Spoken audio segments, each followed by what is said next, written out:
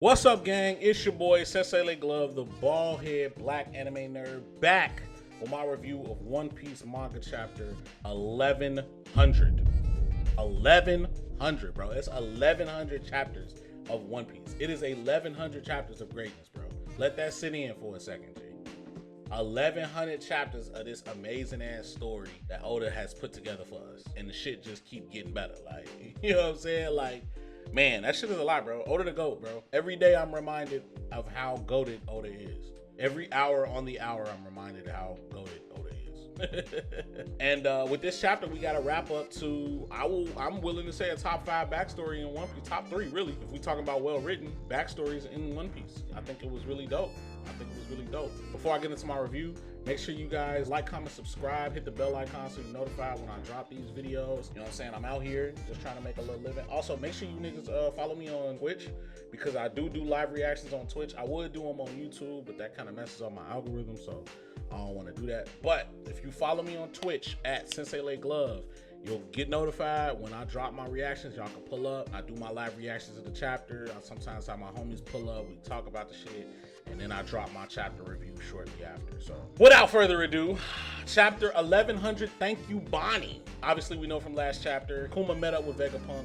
He found out this is a way that he can cure her, but obviously we knew that shit was gonna come with some stipulations.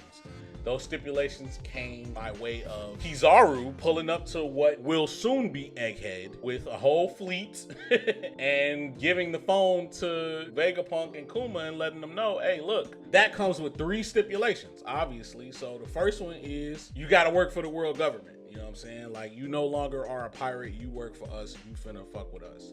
The second stipulation, we get to modify your body. Like, we're going to turn you into a cyborg. You're going to be a weapon for the government. But the third one is you cannot retain any sense of your personality or free will. You got to give all that shit up. So that was the kicker. You know what I mean? That was the, okay, well, what's to stop this nigga from just leaving? So obviously Saturn thought all of this through, and he presented Kuma with this. Like, we can't have you leaving. We can't have you using the power we about to give you to turn it against us. And we see the value in you and your ability, so we just gonna use you if you want to do this. And you ain't really got no leverage, because if you want to save this girl, that's what you're gonna do. You know how expensive it is. You ain't got no money. And we really could just kill this bitch. You know what I'm saying? Like, we really could just kill her and you'll be pissed. Take it or leave it is really how they presented it to him. Which we like I said, we already knew that was how it was going to end up going. Luckily, Bonnie didn't hear any of this, so she doesn't really know the part he played, I guess. But I think she knows now because of the memories that she listened to. So that makes sense why she would yell, "You killed him," because she knows what he knows, and he knows about this deal, or knew past tense about this deal. Kuma accepted. What was he gonna do? Like, we knew he was gonna accept, but the panel with him like crying and like saying, you know, like, that's the least I can do to cure Bonnie was it's incredible. Like, it was incredible. It was a very powerful moment. I feel like the anime is gonna really punch niggas in the gut with that one. You know what I mean? It was a great moment.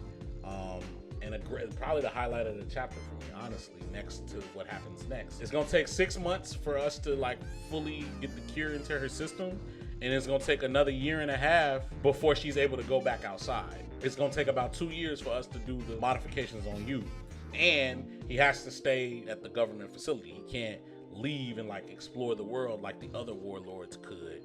So he basically will never see her again. That was the stipulation. And Kuma had one stipulation as well. That stipulation was that she get taken back to Sorbet Kingdom and raised there. She's not raised in any government facility.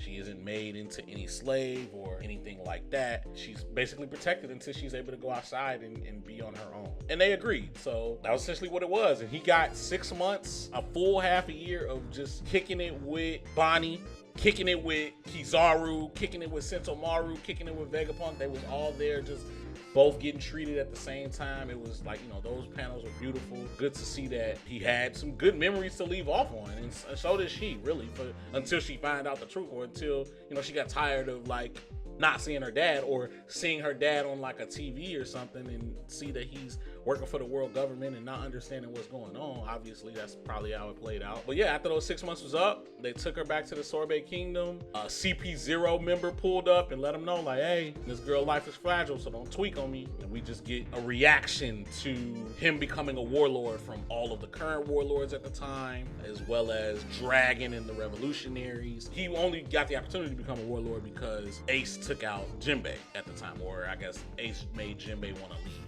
which I believe is what led to Jinbei being locked up when they caught him, because at that point he's just a pirate. It filled in some gaps that, not really gaps that we needed to fill in, but it felt good having those gaps filled.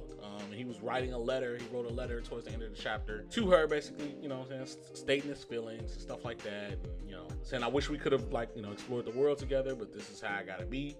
And it is what it is. It's really sad, you know what I'm saying? But it's happy. Like, it's a happy sad, you know what I mean? But it's sadder because of what we know of, you know, Kuma and how his life ended up turning out. He ended up still becoming a slave. So it just sucks that his life he started off as a slave, ended as a slave. It was bad. All to protect Bonnie, who ain't even really his daughter. But you know what I'm saying? That makes him a good ass nigga. You know what I'm saying? That's dope.